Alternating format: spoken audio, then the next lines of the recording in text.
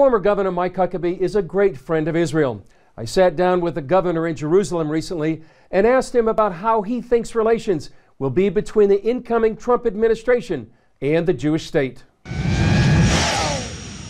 Governor Huckabee, thanks for joining us on CBN News. Great to be back. First of all, what is your reaction to the UN Resolution 2334 that the United States abstained? It was embarrassing that the United States abstained. I think it was almost unforgivable that they did not stand with Israel in what was an anti-Semitic act of hate on the part of the UN.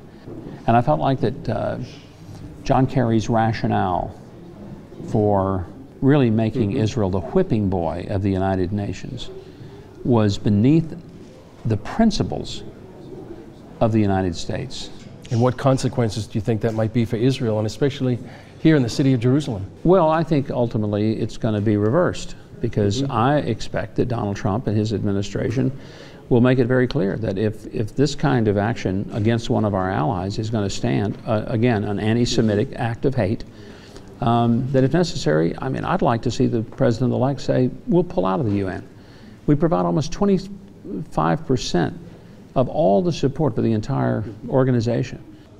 Do you see a concern before January 20th that the Obama administration will try to go one more time to the UN Security Council? I think we're all concerned that this is an administration that is like a renter that is getting ready to vacate the apartment. But before he does, he breaks every window, pulls the plumbing out of the walls, and punches holes in the ceiling, just to leave it as big a mess as possible for the new tenant who's coming in. That's petulant. And it's also beneath the dignity of the office of the presidency, because presidents historically don't try to make major long-term policy shifts that will encumber future administrations. And how would you describe what you believe would be the relationship between the Trump administration and Israel?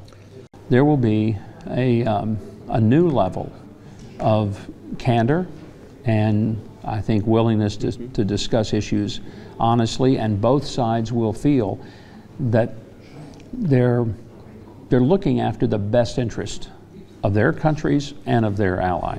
What do you think about the proposal that the Trump administration will move the U.S. Embassy to Jerusalem? It's the law of the United States that our embassy would be located in Jerusalem, and has been since 1995.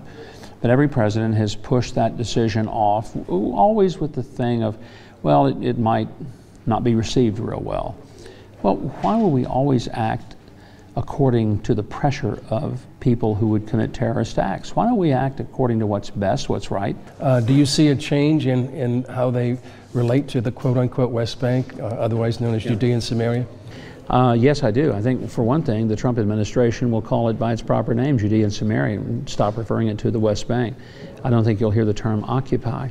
Israel has been occupied before, but it was occupied by the Babylonians, the Assyrians, the Romans, the Turks, the Brits. It's been occupied by a lot of people. But it's owned by the Jews, and the fact that they're living here, well, that's appropriate. For between 3,000 and 4,000 years, this has been their indigenous, historical, biblical, political homeland.